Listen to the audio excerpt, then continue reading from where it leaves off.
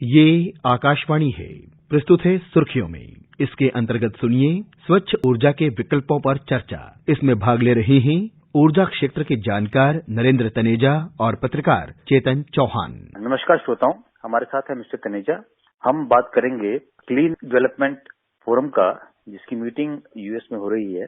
तनेजा जी, इसमें जो भारत ने पिछले 7-8 सालों में क्लीन एनर्जी में प्रगति की है, किस तरह का बदलाव आया है? आज अगर आप विश्व के धरातल पे देखते हैं, वो देश जिन्होंने एनर्जी ट्रांजिशन करने की ओर बढ़े हैं, मतलब कुल मिला के जहां पहले फॉसिल फ्यूल्स अर्थात तेल, प्राकृतिक गैस, कोयले पे ही लगभग भारी निर्भरता होती थी, कई देशों में 100% होती थी। अब उनकी यात्रा शुरू हुई है कि जो ऊर्जा है वो ग्रीन एनर्जी यूज कर रहे हैं, जिससे कि हवा में प्रदूषण कम हो, नदियां जो है उनमें प्रदूषण ना जाए, जो हमारी मिट्टी है उसमें प्रदूषण ना जाए, वो कंटेमिनेट ना हो। तो ये ग्रीन एनर्जी की जो यात्रा है, अगर आप उठा करके देखते हैं पिछले कुछ वर्षों के अंदर, खासतौर से पिछले 7, 8, 6 साल के अंदर, और दुनिया के तमाम देशों को आप देखते हैं, वो देश जिन्होंने ग्रीन एनर्जी की तरफ और ग्रीन एनर्जी के विकास की तरफ सबसे अधिक प्रगति करी है, उनमें भारत जो है बिल्कुल आगे आपको नजर आएगा।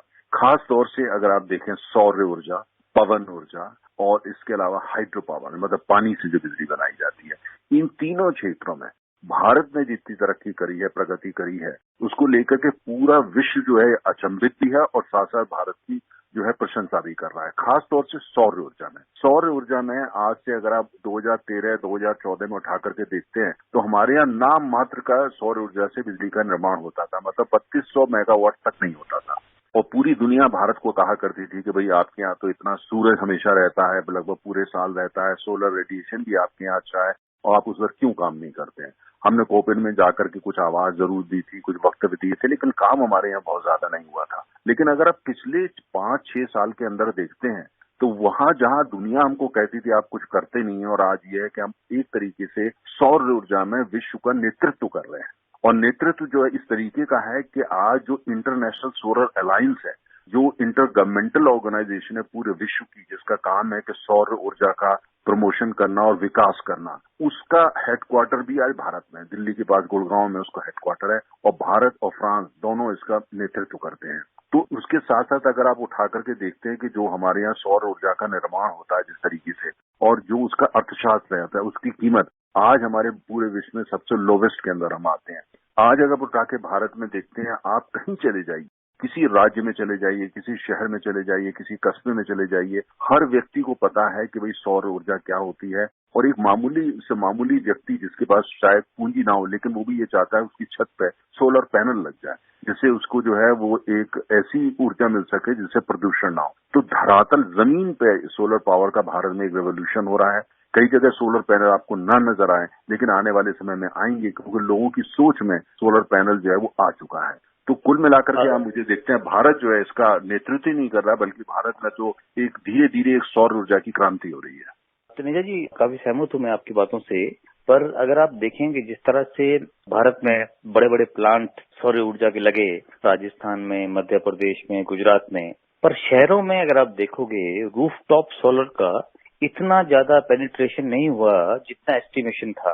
पर इससे आगे बढ़ते हुए मैं और भी बात करना चाहूंगा कि आने वाले सालों में केंद्र सरकार, राज्य सरकारें भी उस पर इंसेंटिव दे रही हैं कि ज्यादा से ज्यादा इलेक्ट्रिक व्हीकल आए और हमारा जो है फॉसिल फ्यूल, पेट्रोल, डीजल, उस पर डिपेंडेंस कम होता जाए। आप देखेंगे जैसे दिल्ली में भी, अलग अलग शहरों में भी केंद्र सरकार की फेम स्कीम है, उसके तहत इंसेंटिव दिया जा रहा है कि इलेक्ट्रिक बसेज लाई जाए, इलेक्ट्रिक मोबिलिटी हो।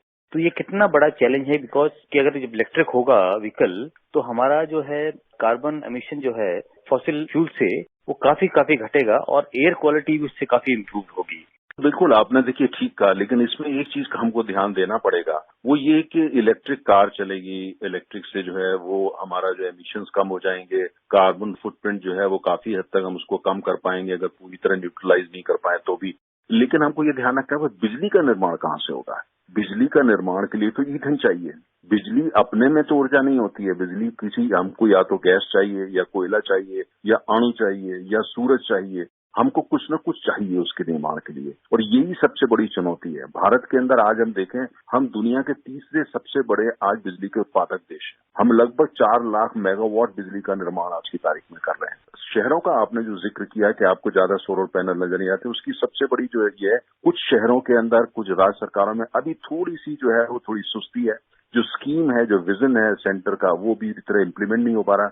दूसरी तरफ जो शहर के लोग हैं, खासतौर से जो मध्य वर्ग है, उनकी तरफ भी थोड़ा सुस्ती है। वो चाहें तो ऐसा कर सकते हैं और बहुत लोग कर भी रहे हैं, पर उसमें आपको खुद इनिशिएटिव लेना होता है। लोगों को लगता है भाई घर में बटन दबाते हैं, बिजली आ जाती है। ज्यादातर शहरों में बिजली की समस्या है नहीं, तो लोग उस विकल्प की तरफ जा नहीं रहे हैं। गांव में रहने वाले लोग हैं, उसमें इनको और इंसेंटिवाइज करने की जरूरत है, जिससे वो खेतों में, अपने घरों में अपनी खुद बिजली का निर्माण करें, खुद ही उसका प्रयोग करें, उसी से खेती करें, उसी से इनकम भी होगी और उसी से छोटे मोटे कारखाने भी लगे। हम उस दिशा में बढ़ रहे हैं, समय लग रहा है।